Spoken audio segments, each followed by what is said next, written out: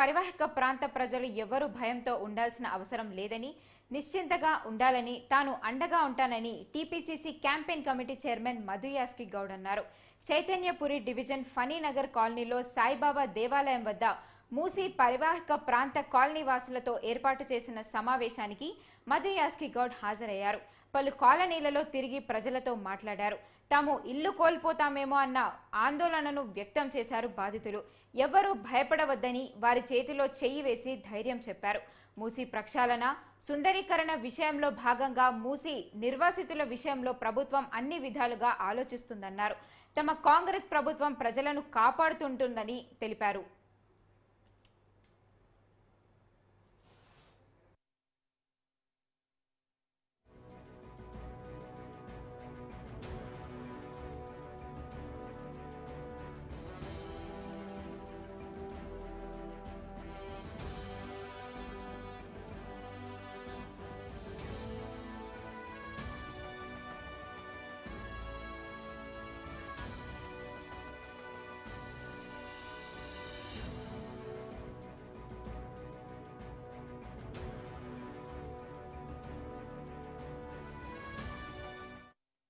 చుట్టుపక్కల చెరువులు కబ్జాకు గురైనాయి. మ్యాప్ ప్రకారంగా 2014లో ఎట్లుండే 23 ఏముందని చూపించడం జరిగింది.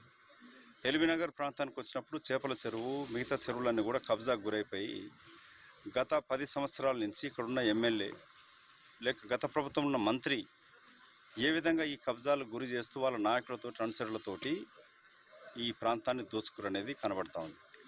ఇక్కడ 2 విషయాల ముందు ప్రజల దగ్గరికి నేను రావడం, ఈ ప్రాంత ప్రతినిధిగా నా యొక్క బాధ్యత నెరవేరుస్తూ వాళ్ళలో ఉన్న భయాందోళన తొలగిస్తూ వాళ్ళ కుటుంబ సభ్యులతోటి శాంతంగా ఈ పండుగలు జరుపుకోవాలి, సుఖసంతం ఉండాలని కోరుకుంటూ ప్రభుత్వం స్పష్టమైన ప్రకటన చేసినది.